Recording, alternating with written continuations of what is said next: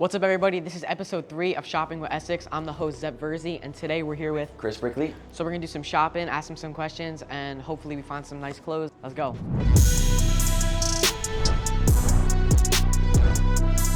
From walk-on Louisville to training for the Knicks, how this experience shaped your philosophy? It has. So playing for Rick Pitino and Phil Jackson, coaching under, two legends. My whole career of training, I've always been super into fashion, and coming to places like this, having similarities. Me and Jordan, or me and whatever player, we'll come, we can go shopping, we can work out. It's a good way to get them better, get them on a personal level. So tell me about your style, and what do you think about this brand 424 here with all how they put the garments? We have leather, they have this material, they have these ripped jeans. How would you put these together, and how do you would you wear this stuff? Yeah, I would definitely wear it. I feel like this brand's evolved 424 over the last few years. As you can see, I'll throw on anything, so I don't really have one style. I currently have on a PUMA shirt, my PUMA shoes that are coming out, and I think I got these at a vintage store. But at the same time, I'll come to Essx and get, I'm big in leather. Definitely big with the camo. My shoes coming out. With the shoes being brown, all camos and neutral colors are kind of my vibe for the summer. Your sneakers, what was the inspiration? We see the rope laces and the different materials. You use suede. Yeah. Is that nubuck? Yeah, it was leather. We have leather, suede. So I've had 2 releases. They sold out globally. They were super basketball shoes. So the last ones I had, one was white, one was black. Something you couldn't wear off the court. The one before that, it had something over the laces. So they're the strictly basketball shoes. With my third ones, I want them to be basketball shoes and lifestyle.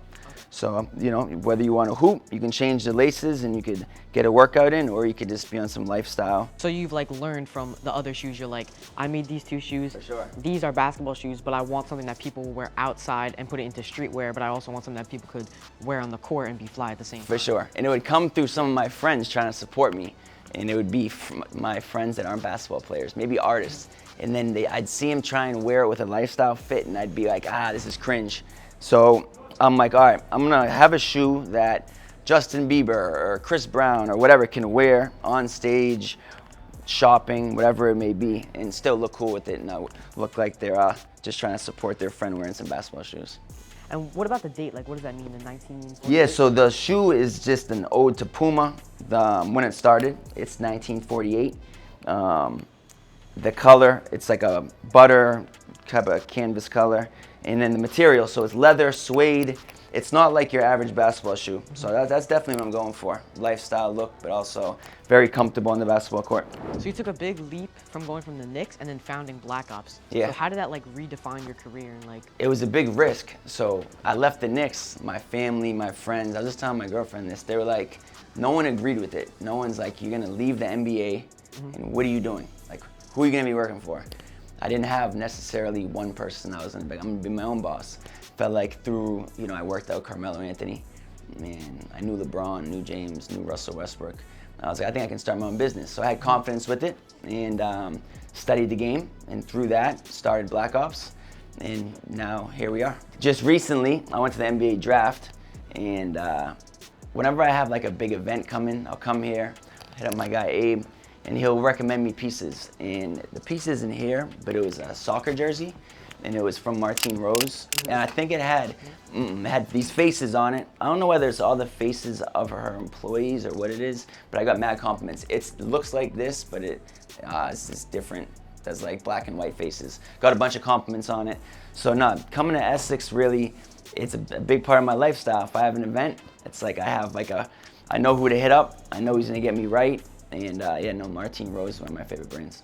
You trained talent from high school to the NBA. Yeah. So what was the most rewarding part about that? I put in hours and hours with these guys in the summer, and I'm not necessarily posting all of it on social media. So it's a lot of hours really getting to know these guys. Once the season starts, they hit a game-winning shot, or they score 40, or they work on something that we've been working on. I think that's the most rewarding part. Just seeing it all come together. You're seeing them success because you feel like I've had a big part in that because you've trained them for the summer for these many hours and you put in that work. as well as them putting in work. So you feel like very rewarded when they're like, oh my God, they just won this game, they just won this award. Blah, blah, blah. Definitely, and it's them. It's all their work essentially, right? They give me an opportunity to give them the guidelines to get better. For people that are looking up to you, what's like one non-negotiable piece of advice? Sacrifices. I think you have to sacrifice. So for all these players, right, that made the NBA, they sacrificed something when they were little. They didn't go to parties, maybe it's drinking, whatever it is. You've made sacrifices to put the hours in, to focus, to get good at your craft. So I would say you gotta make sacrifices. So you said that you go shopping with a lot of top NBA players. Have you ever helped with like styling them or like picking out their clothes or anything like that? Not like directly. I think a lot of times, I'll post something or I'll be with a player and I'll be wearing something and then I'll see a tunnel fit and I'll be like, well, hold up, like I wore that same fit or I wore one of those pieces. So definitely I've seen it, my influence, but I've never actually, I think they have too much pride for me to be like, yo, wear this, wear that, being a trainer. But yeah, no, I've definitely influenced some players to wear some stuff. Who do you think is the most fashionable NBA player right now in the league? I would have to say a few guys. I feel like the NBA is now becoming, as opposed to how it was like 5-10 years ago, it's like kind of like a runaway. And I would say Jordan Clarkson's up there. I would say Kelly Oubre's up there. Terry Rozier's sneaky. Russell Westbrook, we all know. Let me try and think of one more that people don't necessarily think of. Jordan Poole can dress really well. I got one in my mind right now that I usually... Tell me. SGA. SGA, for sure, definitely. Tyrese Halliburton. As we all know, I feel like NBA players are starting to get stylists, and Halliburton has a good stylist, Olivier.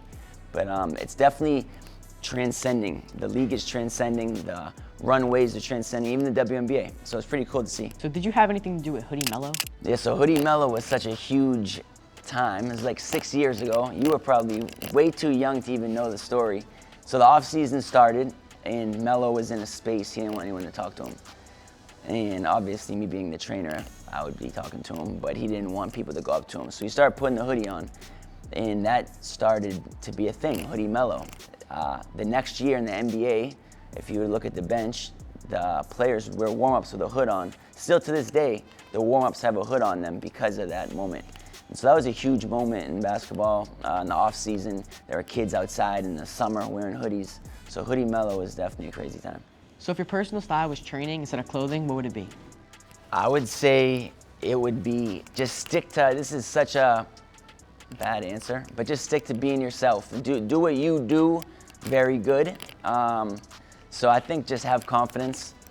Every basketball player you see, any NBA player that you could know, they actually have like delusional confidence. I feel like that's a big thing in like fashion too. Like whatever you throw on, have confidence. If you have confidence wearing it, it will look better. And so I think that would be it, yeah. So I see that you wear a lot of Margiela. We have a bunch here. Do you want to go check out some pieces? Let's go check it out.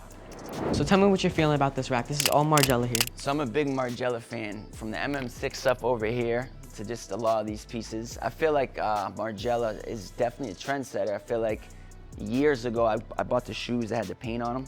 I feel like Gallery Department did all of their stuff had paint on it. Yeah. They did an Essx collab with some paint on it. I feel like, Gallery Department's definitely inspired by Margiela. Yeah, Margiela is definitely a big inspiration in the fashion community, especially for sure with their pieces and their shoes and the runway looks. For sure, there's so many different looks. If you wanna, be more classy or be more streetwear, you can definitely find something that works for you.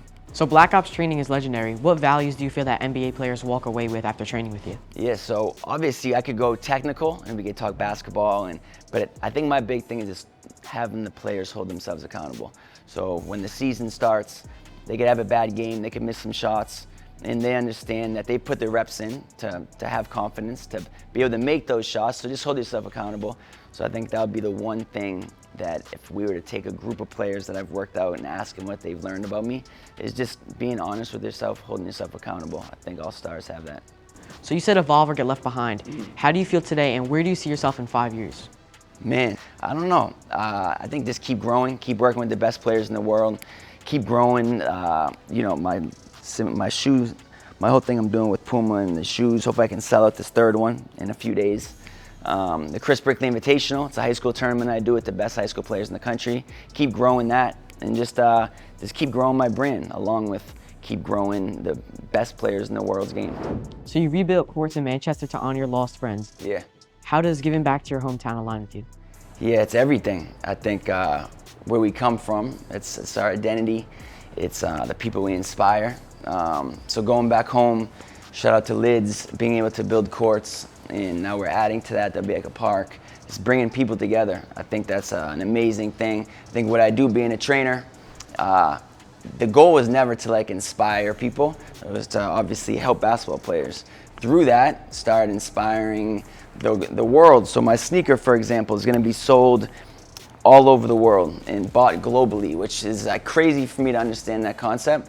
Just in my mind, I'm in the gym every day, getting players better. I'm not thinking bigger picture, but when I do think bigger picture, it's crazy. And with the court, remembering my friends, that was some sad moments in my life, losing my friends. So having a court at home that represents them, their families are still living at home, they can go to the court. Some of my friends had kids, so I think it's definitely something special having a court back home. So what's the bigger mission for you moving forward? I think just setting a blueprint for trainers. I think there's never been a trainer that had a sneaker, definitely not a sneaker that was like sold in Foot Lockers and Dick's Sporting Goods and stuff like that. There's never been a trainer that's been in NBA 2K or had their own Chipotle burrito, all of this crazy stuff that, shout out to my manager, Alex. I've built a great team around me, but I'm trying to set the trend to, if you don't make the NBA, you love the game of basketball, it's not like you just have to be a coach or that's it. You could be a trainer, love fashion, like tattoos, still express yourself and still be really successful. So I think that's my bigger mission. Thank you for stopping by, bro. Appreciate it. Thank you. Appreciate it. Always. Thank you. Thank you guys for tuning in to Shopping with Essx, episode 3 with Chris Brickley. See you guys next episode. You want the hottest stuff in New York? Come to Essx NYC.